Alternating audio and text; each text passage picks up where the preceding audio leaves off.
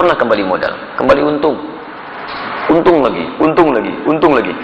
Dan bukan cuma untung, yang berdagang dengan beliau, yang membeli, itu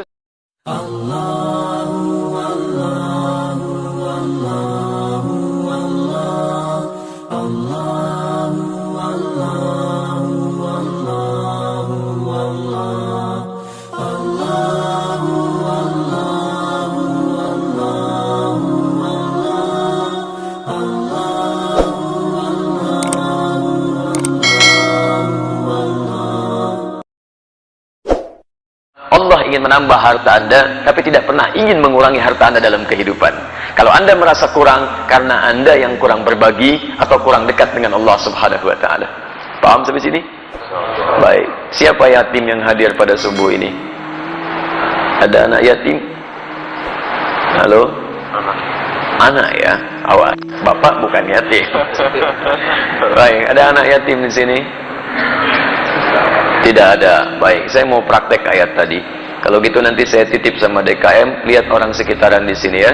Kalau ada anak yatim tolong dikasihkan. Saya titip uang 1 juta subuh ini untuk bisa diberikan pada anak yatim sekitaran ini. Jazakallah khair.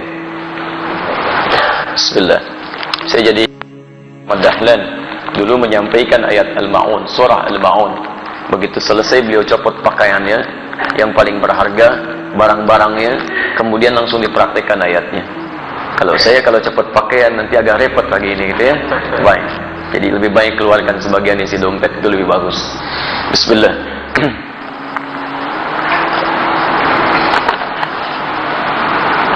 Tolong dijawab ya Ustaz.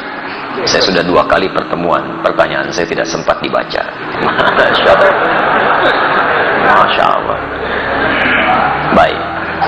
Antum ini minta dibaca, minta dijawab. Baik ya. Karena ada yang minta dibaca, saya bacakan, cuman nggak saya jawab, gitu kan? Baik. Ya saya baca ini dulu ya, nanti saya jawab yang ini. Bismillah. Pak Ustaz, jika hukum jual beli dagang, hukumnya bagaimana? Boleh? Boleh dagang. Kalau tidak boleh, masa Nabi mempraktekkan dagang? Nabi kan pedagang. Bahkan sebelum jadi Nabi, sudah berjual beli.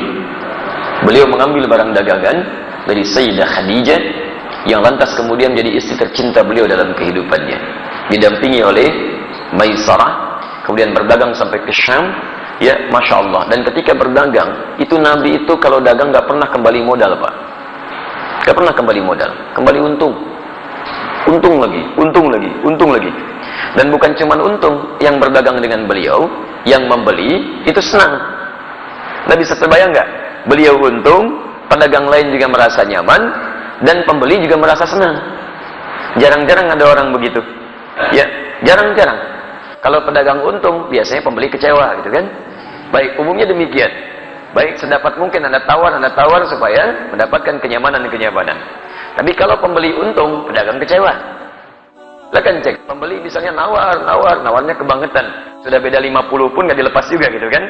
Baik. Nah, di sini menarik ini. Nabi itu kalau berjualan, pembeli senang, beliau untung, sehingga semua orang tidak dirugikan dalam hal ini. Dan hebatnya nanti konsep dagangnya Nabi Sallallahu Alaihi Wasallam ketika diajarkan pada para sahabat itu Masya Allah, tidak ada di antara mereka yang juga kembali modal, semuanya untung, untung semuanya. Silakan Anda lihat, ada sahabat Uthman bin Affan radhiyallahu taala anhu, Allah, ada sahabat Abdurrahman bin Auf radhiyallahu taala anhu. Sebelumnya ada sahabat Abu Bakar radhiyallahu taala anhu. Banyak para pedagang di zaman Nabi, teman-teman sekalian, ketika mereka sudah masuk Islam, dilatih oleh Nabi bagaimana cara berislam yang baik dan diterapkan dalam kehidupan, sesuai dengan pekerjaan mereka. Maka Masya Allah, dagangannya berlipat-lipat untungnya. Bukan cuma untung dunia, tapi untung akhirat. Tidak sedikit di antara pedagang di masa Nabi, bukan cuma kaya dalam urusan dunia yang asetnya sampai sekarang masih ada, tapi juga dijamin surganya tanpa hisab. Saya beri contoh, Uthman bin Affan radhiyallahu taala anhu. Sebelum masuk Islam, bisnis. Setelah masuk Islam, kayanya luar biasa. Silakan antum, saya berdoa mohon pada Allah, kalau yang belum umrah, belum haji, insyaallah diikhtiarkan ya, ikhtiarkan. Insyaallah mudah-mudahan dipercepat oleh Allah Subhanahu wa taala untuk bisa berhaji atau umrah. Nanti saat ke Madinah main ke satu tempat, terdapat di dalamnya tapak-tapak kesuksesan Uthman bin Affan radhiyallahu taala anhu. Di antaranya beliau masih punya aset sampai sekarang.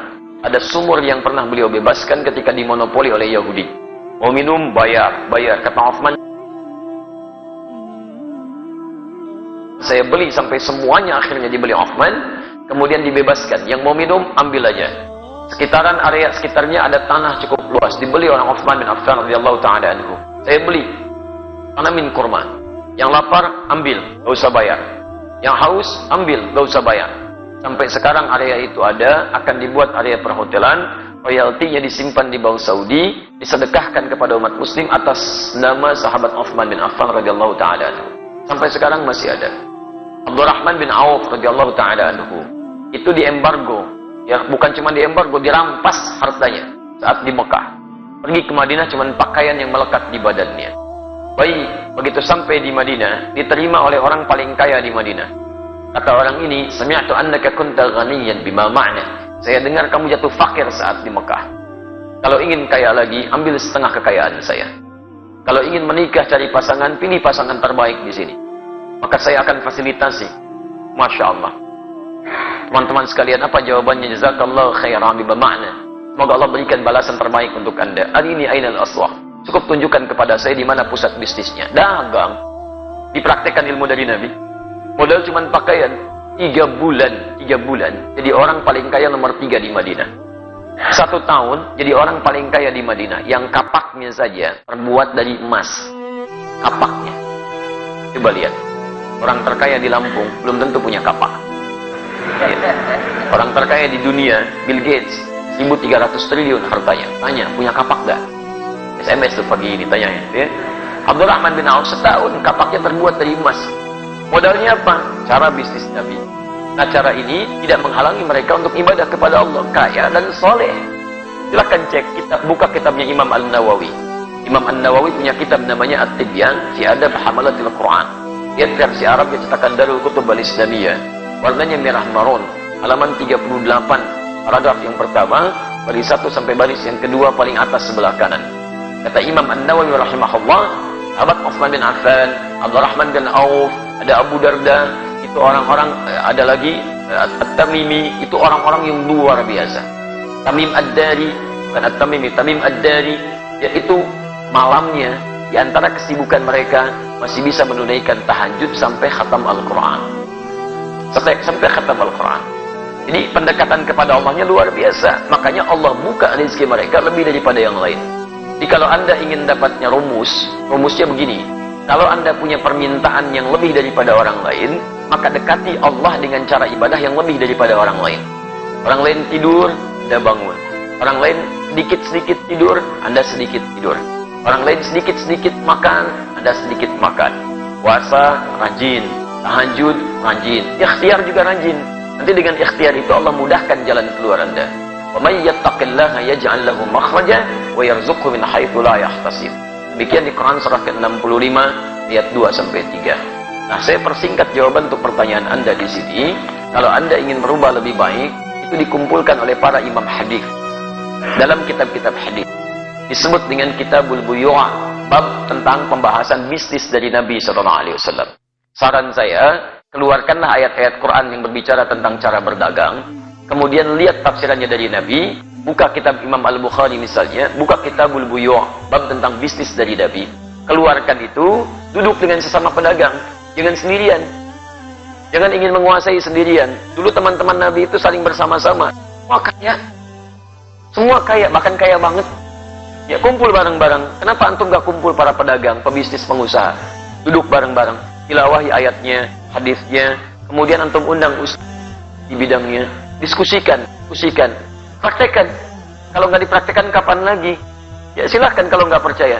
Konsep itu sekarang diambil oleh orang Yahudi, dipraktekkan oleh mereka. Cuma mereka tidak pernah mengungkapkan istilah kalau itu diambil dari hadis Nabi. Konsep syariah itu sekarang banyak diadopsi Pak di Eropa. Bahkan di Inggris sekarang sedang marak tuh, di London macam-macam dikembangkan. Ya kemudian oleh Yahudi dirubah istilahnya di Ventura. Ventura itu asalnya syariah, cuma dimodifikasi oleh mereka untuk menampilkan sistem hukum yang kira-kira bisa awet gitu. Syariah sekarang itu luar biasa. Di non-muslim saja sudah mengejar-ngejar konsepnya. Kenapa kita yang punya tidak menerapkan? Paham ya? Baik, sudah saya baca, sudah saya jawab ini. Ya, persoalannya barangkali nanti sesuaikan lagi ya. Saya akan punya usaha, saya beli alat toko harga barang 1 juta, modal 1 alat, kemudian saya jual 2 juta atau 3 juta. Boleh tidak? Boleh. Antum jual 5 juta juga silakan kalau laku ya. Baik, alhamdulillah. Yang penting antara minkum ada yang ridha satu dengan yang lainnya, kemudian tidak maaf, tidak gharar, tidak menipu, dan dalam di orang itu wajar menilai. Antum beli 1 juta, dijual 5 juta. Kalau kaidah boleh saja. Tapi kan juga pembeli akan melihat wajar apa tidak. Ya, kalau tidak wajar yang akan beli. Ya, ada yang jual Nokia 3315 sekarang. Misal, dijual 10 juta. Ada yang beli nggak? Nggak ada. Modal antum cuma 100 ribu, dijual 10 juta gitu kan. Akan ada yang beli.